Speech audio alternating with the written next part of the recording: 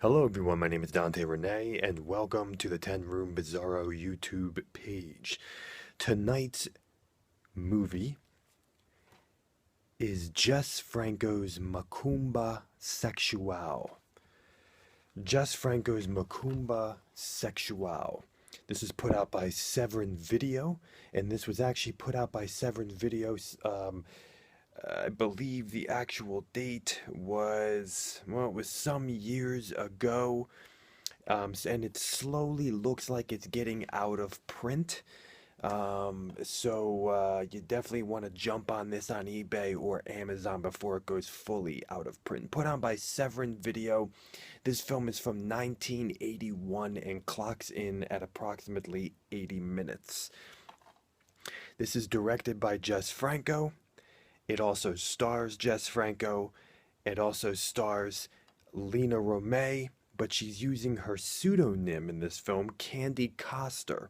Why she used her pseudonym in this film, why Jess Franco sometimes used a pseudonym as director in some of his films, I have absolutely no idea. But her name is Candy Coster in this film. Top billing goes to Ahita Wilson or Ajita Wilson, the black woman right here in the middle of the cover. She was also in Sadomania, as I believe rumor has it, or allegedly, she is a transsexual, or was, I don't know if she's alive anymore, or was a transsexual and used to be a man. And I believe Sadomania and this Macumba Sexual might have been the only two films that she did with Franco. And I don't know what other film history she has, but I believe Franco's was really the main kind of film that she was doing. How Franco met her, I have no idea. But there is an interview on here as a special feature. That's the only special feature on here. An interview with Jess Franco and Lena Romay, otherwise known as Candy Coster, for this film. This film right here, folks, I want to let you know something. This film right here is the definition of surreal. Do you hear what I'm saying? This film right here is the definition of surreal. This film would have never been able to be made if it were not made by Jess Franco. Only utilizing the specific vision and artistic talents and styles and vision and boundary breaking vision of Jess Franco could this particular movie have been made. This film is truly surreal. Well, there's so much to say about this movie. Let's start with the film style. Jess Franco is filming in subtle ways with this film, but he's utilizing zooms a lot, but not in the typical way that you might be used to his zooms. His zooms now are being used in an editing style that is bringing incoherence and that is bringing lack of a linear narrative and adding to the surreal nature. I want to also say that he's using extreme types of close-ups in ways that are very unnerving, very incoherent, very disturbing. Close-ups on a tongue, close-ups on skin, close-ups in ways where you cannot understand what direction you're looking in. He is also doing something with lighting in this film that I have not seen in any of his films so far, and in a film in general, possibly. He is doing something with lighting so particular in this film, where everything that would normally just regularly gleam on a metallic object or on something glass, there's like a kaleidoscope of sparkling light that shines off of everything metallic, everything glass in this film, predominantly in a sex scene near the beginning of the film. There's something on the right hand side and something on the left hand side that is taking up most of the picture because of the gleams, the kaleidoscope gleams off of two objects that I have absolutely no idea what they are because the gleams, the kaleidoscope gleams, are so intense. And this goes down to somebody's eyeball, to the retina, predominantly at the end of the film. How he's doing this, I have no idea. He's using things with mirrors and even a distorted mirror in this film. Now, you know Jess Franco. He loves mirrors. And he is so underrated. He gets no credit in the way that he shoots mirrors and you never see him. What angles is he using? There's no CGI here, folks, the way they do it today and cut people out of the mirror, okay? He's doing things with mirrors here and multiple mirrors and multiple reflections that is brilliant. It's like you're going into infinity or something. Um, and then his film style is even a little bit loose in this film as well, kind of shaky. The zooms aren't necessarily smooth. This is one of his films where he's a little bit more kind of not professional looking in some of the movements and such. Let's go to the music of this film. The music in this film is absolutely probably some of the most terrifying music I've heard cinematically. Definitely in any of the Jess Franco films I've seen thus far. The music in this film is like tribal, Middle Eastern nightmare hell. It's as if you took incoherent messages, subliminal messages, and the flames of hell inside of a Middle Eastern voodoo temple, tribal temple, and siphoned it through very dark passages and dark messages. You have to understand something here, folks. The majority of this film does not have dialogue. Most of the dialogue is near the end of the film, and it's just kind of scattered throughout. Most of this film has no dialogue. And so the music is filling up the entire film.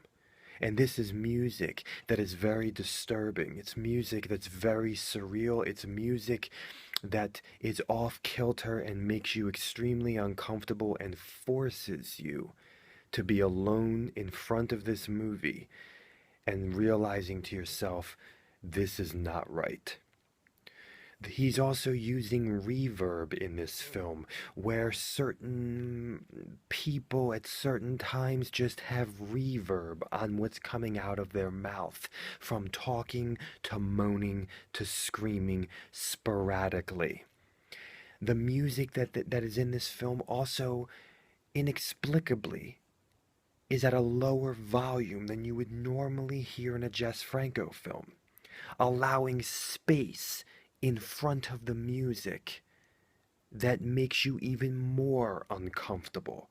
It's more disturbing because you're left alone in front of this movie with space and silence, but music that is horribly dark and transcendent and voodoo and tribal, but it's with the silence, for the music does not play loudly. For if it played too loudly, it might be too comfortable. This is a film, as I said, that is the definition of surreal. The acting in this film is excellent, predominantly from Ajita Wilson or Ahita Wilson, and Lena Romay Candy Coster is amazing in this film as well, especially as you see her character unfold as the film goes on. This is a film that wants to take you to someplace else. This is a film that wants to recklessly abandon you and abandon reality and abandon what you know of as reality. Take you into a dream within a dream and a nightmare within a nightmare. Folks, this is a very, very dangerous movie. If you wanted to know why the Catholic Church called Jess Franco one of the most dangerous filmmakers, this film right here would be one of your clues. This is quite possibly one of the most dangerous films I've seen in my short life. You get to see what Jess Franco is really capable of and how he did not make movies for anyone except what his vision was. He is boundary breaking. He is complete filmic freedom and anarchy. And this is a dangerous film. All of his films are dangerous. This is an extremely dangerous film where you almost, within the first 10 minutes, now people say this about Texas Chainsaw Massacre, the original by Tobe Hooper. People say this about The Shining. People say this. There's a lot of films, okay, where people say, my gosh, the people who made this film are insane. There's something very wrong about this movie. This is one of those films, and quite possibly number one. This is definitely one of Jess Franco's most terrifying movies that I've seen so far. This film is extremely sexual, and there is real stuff going on in this film, but also implied stuff as well. But there are real insertions. Okay? There is real oral sex going on in this film, and there are real insertions, as I will say again.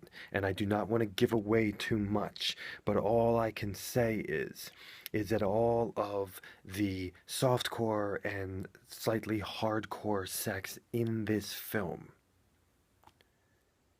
you will, throughout it, you will never be turned on or even focus on it much, because the way that it's utilized in this film is so utterly unnerving and bizarre and dark and terrifying. And the fact that they do not make movies like this anymore, but really you have to ask yourself the question, who else has made anything like this before? And at the beginning of this conversation with you in this review, I said that this movie would have never been made if Jess Franco didn't make it. This is an example of a movie that only Jess Franco could make. Jess Franco has always utilized sex and sexuality as his core artistic device.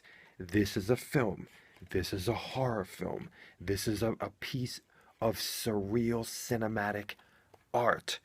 This is a piece of tribal voodoo cinema that needs his sexuality, that needs it, and it'll stupefy you and terrify you, and I will just rightfully say heavily disturb you. Some of the scenes in this film, there's one actor in particular that is just dirty looking. He has weird tattoos on his back. There's weird things. There's many inexplicable things that happen in this film that you will be forced to try to make sense of, or maybe never make sense of. And there are some things that will be explained to you in this film at the same time. This is truly a psychedelic hallucination, and these nightmare, horrible trip into hell. And Jess Franco is utilizing these amazing shots inside of a desert. Weird, tribal. Where'd he get these places, these huts, these voodoo Wicker Man looking castles in the desert? and then also next to water, but also in the desert with camels. Folks, this is Macumba Sexual. Thank you for watching the 10 Room Bizarro, and please feel free to watch my own films at youtube.com/poopydiarrhea. Thank you, and thank you, Mr. Franco. Good night.